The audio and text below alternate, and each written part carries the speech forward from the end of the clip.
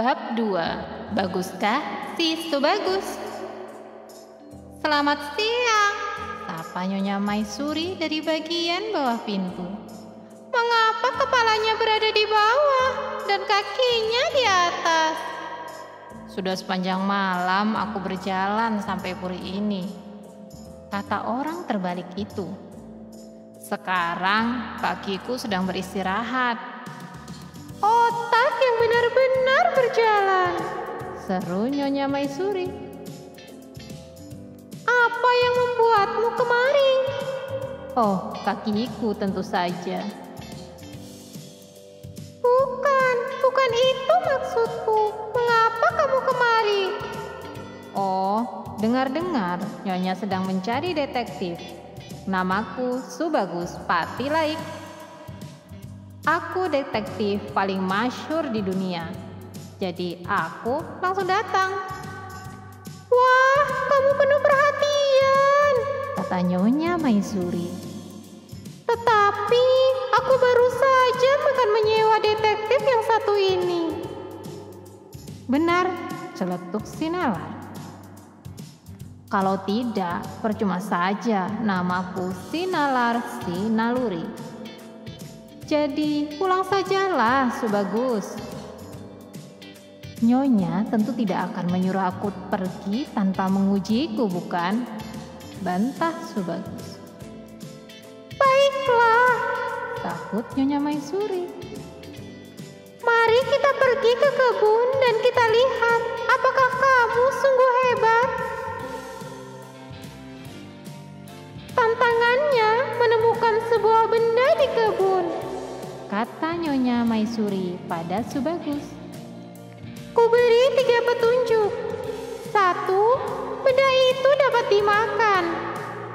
2. Berada di dekat pagar. 3. Warnanya merah. Soal itu mungkin menyulitkan bagi detektif biasa, kata Subbagus. Tapi bagiku jawabannya jelas. Ada 5 benda yang dapat dimakan. 5 benda itu di dekat pagar. Dan 5 benda berwarna merah. Tetapi hanya 1 yang cocok dan ketiga petunjuk itu. Kalian juga melihatnya? Jawabannya tomat, teriak Subbagus bangga. Nyonya Maisuri bertepuk tangan dengan riang. Tetapi si nalar si naluri tidak senang. Soal itu terlalu mudah dan aku muak dibuatnya, gerutunya. Berikan soal yang membuatnya berpikir keras. Setuju, kata Nyonya Maisuri. Pak Subbagus, ikutlah aku ke rumah kaca.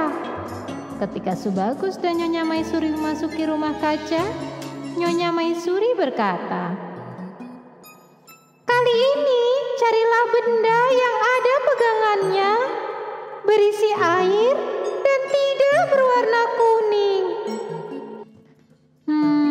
Sedikit lebih sulit, kata Subbagus sambil mengamati seisi rumah kaca. Aku mulai dengan apa saja yang punya pegangan. Dari kelompok ini, kupisahkan mana yang dapat diisi air. Akhirnya, di antara itu kupilih benda yang tidak berwarna kuning. Kalian tahu juga. Benar, itu gembor penyiram. Subbagus bersorak. Astaga, seru Nyonya Maisuri. Bagaimana soal ini dapat dijawab dengan begitu cepat? Dengan sedikit kerja otak, jawab Subbagus. Juga banyak berlatih. Seperti bisa dilihat, aku juga berhasil memecahkan kasus serupa di Pulau Impian minggu lalu. Nyonya pernah ke sana? Belum, sahut Nyonya Maisuri. Tetapi aku memang suka sekali misteri. Jadi silakan ceritakan. Baiklah, kata Subbagus. Dan ia pun mulai bercerita.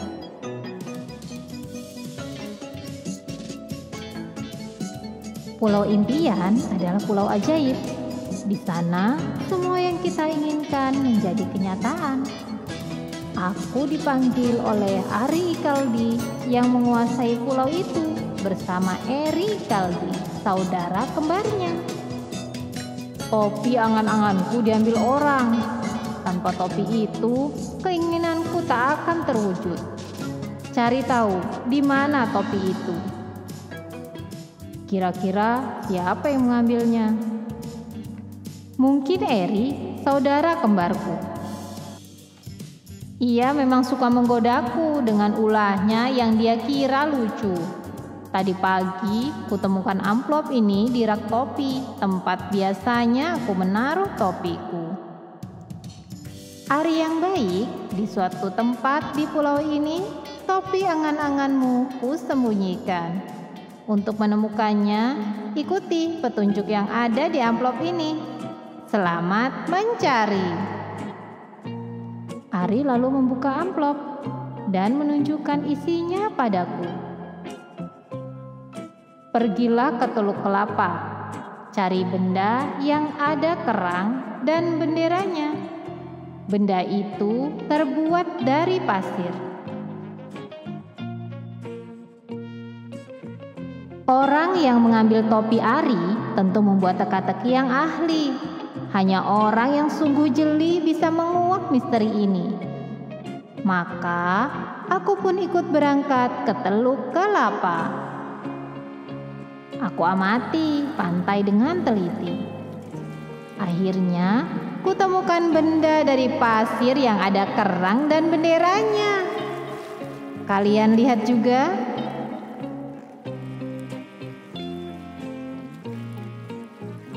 Benda itu istana pasir yang megah di pantai. Di belakang bendera, aku menemukan pesan ini. Selanjutnya, carilah benda yang bertotol selain berekor. Benda itu terbang di udara. Ini baru pengasah otak. Namun, seperti biasa, ketangguhan Subagus's Patilaik setara dengan tugas itu. Ku cari di segala tempat dan segala sudut, sampai aku menemukan jawaban pasti di teka-teki tersebut. Dapatkah kalian menemukannya? Jawabannya layang-layang. Benda bertotol berekor panjang itu kuturunkan. Ada peta di situ. Petunjuk peta. Langkah 1, cari panah hijau. 2, ikuti jalan dari panah hijau ke tanaman dengan 3 bunga merah. Lalu beloklah. 3, seberangi parit lewat jembatan kayu dan berjalan langsung ke sumur harapan. Di sanalah topi itu. Hari telah malam dan udara dingin mencekam.